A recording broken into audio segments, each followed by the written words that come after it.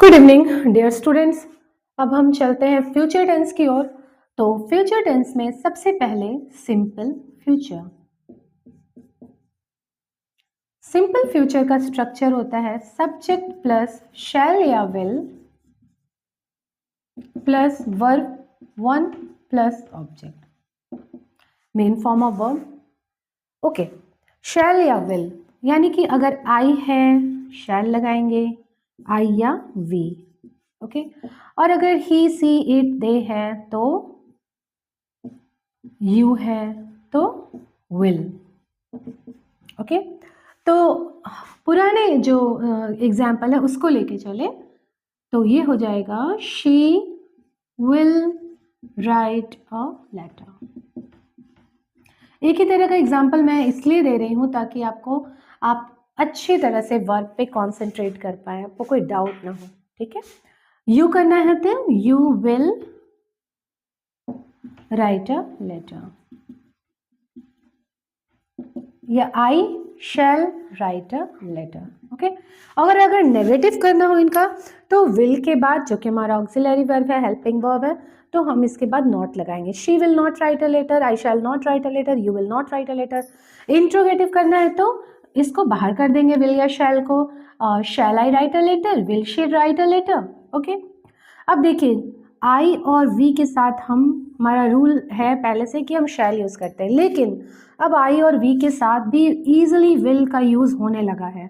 ठीक है, उसे हम गलत नहीं बोलेंगे, अब हम इसमें एक्सेप्ट कर चुके हैं। बट एक चीज और है, अगर आप आई के साथ विल लगाते हो और यू के साथ शैल लगा रहे हो, ठीक है, जनरली क्या होता है आई के साथ शैल और यू के साथ विल, बट अगर हम इसको एक्सचेंज कर दे रहे हैं तो हम उस काम को और भी डेफिनेट वे में कर रहे हैं। जैसे अगर मैं बोलूँ आई शैल ट्राई, मतलब मैं ट्राई करूंगी, लेकिन आई विल ट्राई मतलब मैं डेफिनेटली ट्राई करूंगी। अगर मैं बोलूँ यू विल गो आउट, ठीक है, तुम बाहर जाओगे, तो तुम बाहर जाओगे सिंपली। बट अगर मैं बोलूँ यू शैल गो आउट, तुम्हें बाहर जाना पड़ेगा। ठीक है, वो एक डेफिनेट वे में हो गया। तो ये जब हम एक्सचेंज करते हैं ना ये हेल्पिंग वर्ब को, तो डिफरेंस भी थोड़ा मीनिंग में हो जाता है। ठीक है, नेगेटिव कर लेंगे आप, और आप इंट्रोगेटिव भी सीख गए। Okay, let's go to future continuous.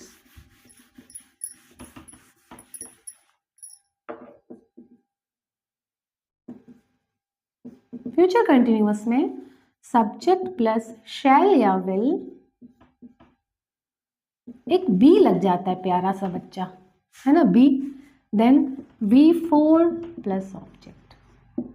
ठीक है, तो कैसे होगा, she will be writing a letter, वो पत्र लिख रही होगी। इंट्रोगेटिव बनाना है तो will she be writing a letter, question mark,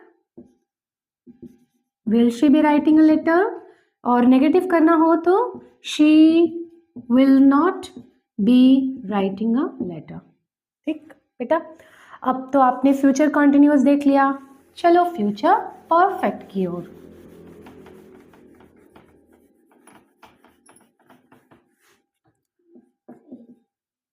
future perfect, future perfect subject plus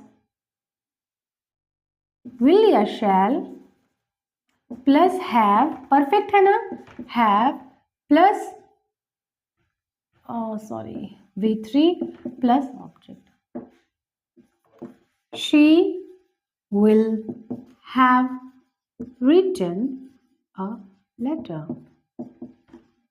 negative करना हो तो she will not have written a letter, interrogative करना हो तो will she have written a letter. ठीक है, she will not have written a letter. Interrogative करना हो, इंट्रोगेटिव तो will she have written a letter. ठीक है, तो ये हो गया फ्यूचर परफेक्ट। अब हम पढ़ेंगे future perfect continuous.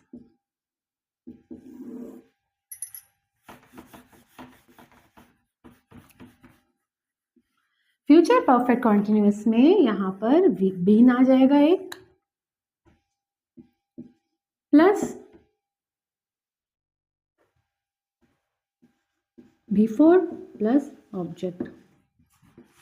She will have been writing a letter.